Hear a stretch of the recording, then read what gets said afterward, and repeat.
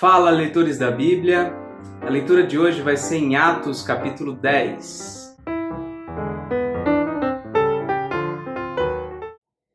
Morava em Cesareia um homem de nome Cornélio, centurião da corte chamada Italiana, piedoso e temente a Deus com toda a sua casa, e que fazia muitas esmolas ao povo, e de contínuo orava a Deus. Esse homem observou claramente durante uma visão, cerca da hora 9ª do dia, um anjo de Deus que se aproximou dele e lhe disse: Cornélio. Este, fixando nele os olhos e possuído de temor, perguntou: Que é, Senhor? E o anjo lhe disse: As tuas orações e as tuas esmolas subiram para a memória diante de Deus. Agora envia mensageiros a Jope e manda chamar Simão, que tem por sobrenome Pedro. Ele está hospedado com Simão, curtidor, cuja residência está situada à beira-mar. Logo que se retirou o anjo que lhe falava, chamou 2 dos seus domésticos e um soldado piedoso dos que estavam a seu serviço. E, havendo-lhes contado tudo, enviou-os a Jope. No dia seguinte, indo eles de caminho e estando já perto da cidade, subiu Pedro ao eirado por volta da hora 6ª a fim de orar. Estando com fome, quis comer, mas enquanto lhe preparavam a comida, sobreveio-lhe um êxtase. Então viu o céu aberto e descendo um objeto como se fosse um grande lençol, o qual era abaixado à terra pelas 4 pontas, contendo toda a sorte de quadrúpedes, répteis da terra e aves do céu. E ouviu-se uma voz que se dirigia a ele: Levanta-te, Pedro, mata e come. Mas Pedro replicou: De modo nenhum, Senhor, porque jamais comi coisa alguma comum e imunda. Segunda vez a voz lhe falou: Ao que Deus purificou, não consideres comum. Sucedeu isto por 3 vezes, e logo aquele objeto foi recolhido ao céu. Enquanto Pedro estava perplexo sobre qual seria o significado da visão, eis que os homens enviados da parte de Cornélio, tendo perguntado pela casa de Simão, pararam junto à porta. E chamando, indagavam se estava ali hospedado Simão, por sobrenome Pedro. Enquanto meditava Pedro acerca da visão, disse-lhe o Espírito: Estão aí 2 homens que te procuram. Levanta-te, pois, desce e vai com eles, nada duvidando, porque eu os enviei.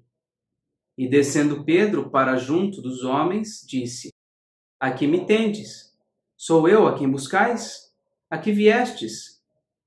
Então disseram: O centurião Cornélio, homem reto e temente a Deus, e tendo bom testemunho de toda a nação judaica, foi instruído por um santo anjo para chamar-te à sua casa e ouvir as tuas palavras.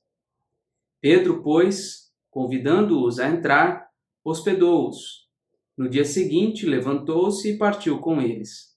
Também alguns irmãos, dos que habitavam em Jope, foram em sua companhia. No dia imediato, entrou em Cesareia. Cornélio estava esperando por eles, tendo reunido seus parentes e amigos íntimos. Aconteceu que, indo Pedro a entrar, lhe saiu Cornélio ao encontro e, prostrando-se-lhe aos pés, o adorou. Mas Pedro o levantou, dizendo: Ergue-te, que eu também sou homem. Falando com ele, entrou, encontrando muitos reunidos ali, a quem se dirigiu, dizendo: Vós bem sabeis que é proibido a um judeu ajuntar-se ou mesmo aproximar-se a alguém de outra raça. Mas Deus me demonstrou que a nenhum homem considerasse comum ou imundo. Por isso, uma vez chamado, vim sem vacilar. Pergunto, pois, por que razão me mandastes chamar?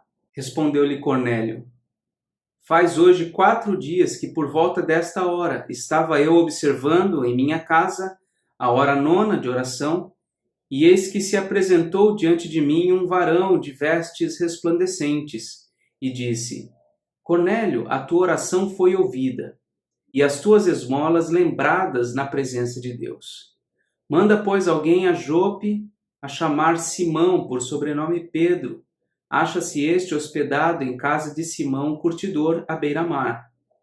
Portanto, sem demora, mandei chamar-te, e fizeste bem em vir. Agora, pois, estamos todos aqui na presença de Deus, prontos para ouvir tudo o que te foi ordenado da parte do Senhor. Então falou Pedro, dizendo: Reconheço por verdade que Deus não faz acepção de pessoas. Pelo contrário, em qualquer nação, aquele que o teme e faz o que é justo lhe é aceitável. Esta é a palavra que Deus enviou aos filhos de Israel, anunciando-lhes o evangelho da paz, por meio de Jesus Cristo. Este é o Senhor de todos. Vós conheceis a palavra que se divulgou por toda a Judéia, tendo começado desde a Galiléia, depois do batismo que João pregou. Como Deus ungiu a Jesus de Nazaré, com o Espírito Santo e com poder, o qual andou por toda parte, fazendo o bem e curando a todos os oprimidos do diabo, porque Deus era com ele. E nós somos testemunhas de tudo que ele fez na terra dos judeus e em Jerusalém, ao qual também tiraram a vida, pendurando-o no madeiro. A este ressuscitou Deus no terceiro dia e concedeu que fosse manifesto, não a todo o povo, mas às testemunhas que foram anteriormente escolhidas por Deus, isto é, a nós que comemos e bebemos com ele, depois que ressurgiu dentre os mortos. E nos mandou pregar ao povo e testificar que ele é quem foi constituído por Deus, juiz de vivos e de mortos. Dele todos os profetas dão testemunho, de que por meio de seu nome, todo aquele que nele crê, recebe remissão de pecados. Ainda Pedro falava estas coisas quando caiu o Espírito Santo sobre todos os que ouviam a palavra. E os fiéis que eram da circuncisão, que vieram com Pedro, admiraram-se porque também sobre os gentios foi derramado o dom do Espírito Santo, pois os ouviam falando em línguas e engrandecendo a Deus. Então perguntou Pedro: Porventura pode alguém recusar a água para que não sejam batizados estes que, assim como nós, receberam o Espírito Santo? E ordenou que fossem batizados em nome de Jesus Cristo. Então lhe pediram que permanecesse com eles por alguns dias. Nesse capítulo 10, nós vemos que tanto Pedro como o centurião têm uma visão, e ambos são ligados aí por providência de Deus. É necessário a gente perceber nesse texto que a fé, de fato, como disse Paulo, vem pelo ouvir e o ouvir a palavra de Deus. O centurião já temia a Deus, já tinha uma vida religiosa, mas era necessário que ouvisse o evangelho de Jesus Cristo, que é o Senhor de todos, que é o juiz de toda a terra. Ele precisava ouvir a respeito de Jesus Cristo, que foi morto e ressuscitou, para que ele pudesse ser salvo. E eu acho muito interessante, especialmente o verso em que é escrito que Cornélio reuniu os seus familiares e os seus amigos íntimos para receber Simão, Pedro, ali na casa dele. É muito interessante isso, porque hoje em dia eu pelo menos vejo isso acontecendo muito pouco. Os crentes reunindo suas famílias, seus amigos, para ouvirem o Evangelho. E é isso que faz toda a diferença. Um compartilhando com o outro aquilo que ouviu, aquilo que aprendeu, aquilo de especial que obteve da parte de Deus. Isso é extremamente importante para a expansão do reino de Deus. Foi naquela época e continua sendo. E nós vemos aqui algo também interessante de se observar, que é a descida do Espírito Santo sobre aquelas pessoas. Eles eram gentios, mas prosélitos do judaísmo. O que significa isso, né? A família ali de Cornélio provavelmente era uma família de gentios, mas que eram convertidos ao judaísmo. E nesse momento eles se veem aqui convertidos a Jesus Cristo.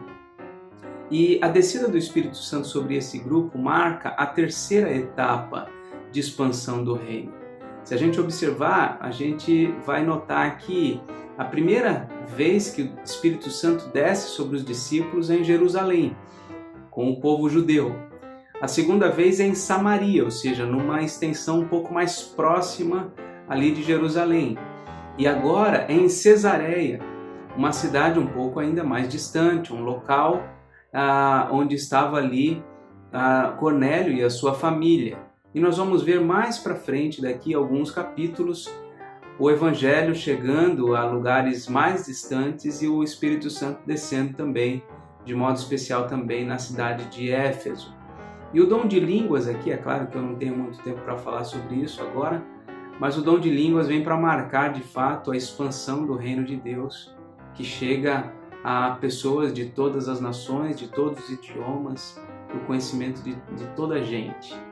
Então a gente vê nesse texto mais um grupo de pessoas sendo adicionada à igreja por conta de uma ação soberana do Espírito Santo. Isso é maravilhoso e isso continua acontecendo. Por obra de Deus, pessoas têm ouvido o Evangelho e se convertido ao Senhor.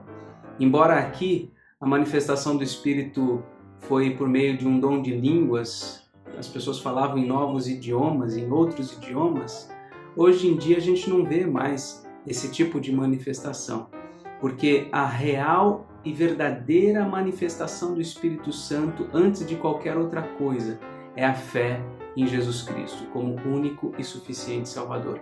Essa é a marca principal da verdadeira conversão produzida pelo Espírito Santo.